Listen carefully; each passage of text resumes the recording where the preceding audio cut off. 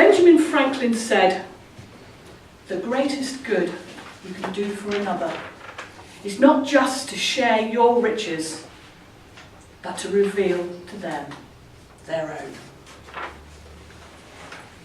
Now tonight I'm going to talk about my experience as a mentor and a mentee, because as you know, Toastmasters has a very comprehensive and excellent supportive mentoring program.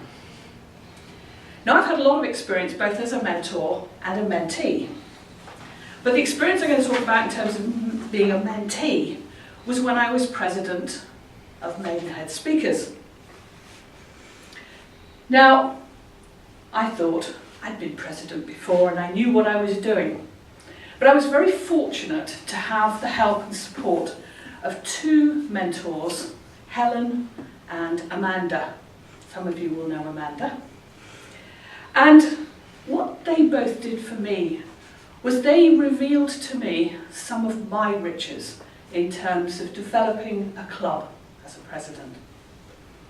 In particular, they came up with and helped me identify ideas, particularly when it came to retaining members, which, as you know, is always a challenge.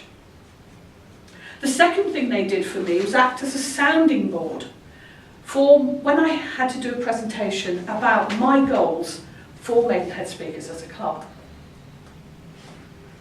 The third thing they did for me, and particularly Helen in her wonderful laid-back fashion, gave me the confidence to present really quite a complex set of goals to take Maidenhead Speakers forward.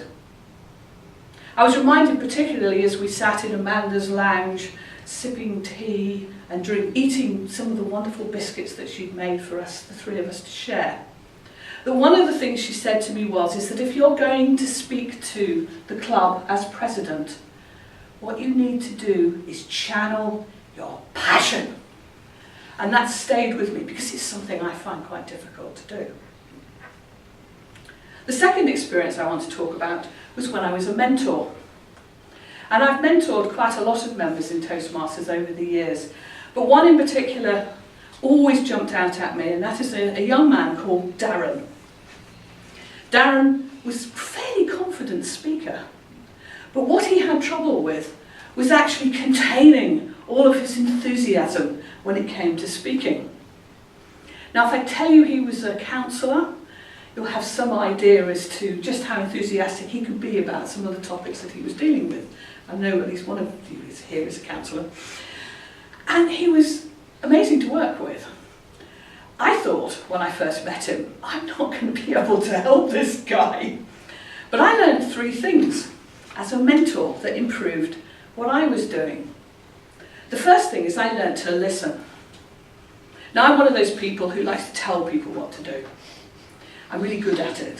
So learning to listen was a really good life skill for me to learn as a mentor. The second thing I learned was how to ask questions. Not just open questions like, what do you think about your speech? What kind of topics are you thinking about?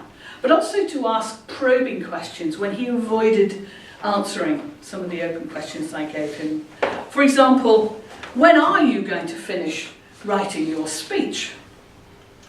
When are you going to give me the opportunity to listen to it?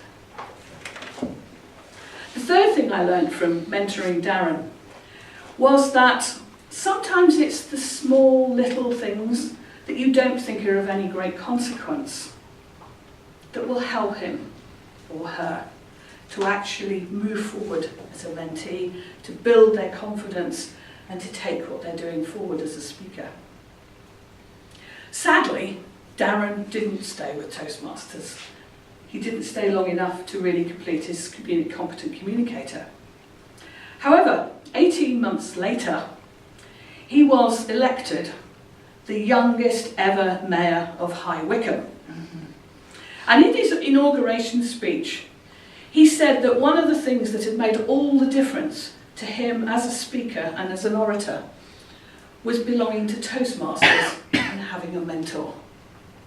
And my reaction when I heard that was, wow, because it was actually reported in the Bucks Free Press. This is what he'd said. It actually boosted our membership at Children's Speakers as well, which was wonderful.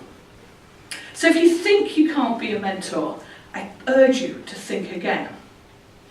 And I'm going to ask you to do something. I'm going to ask you to take the hand of someone sat next to you.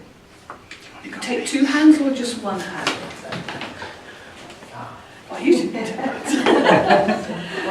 And as you take hands, I'd like you to look at the person whose hand you're holding and think, what could I do as a mentor to help that person on their journey as a Toastmaster?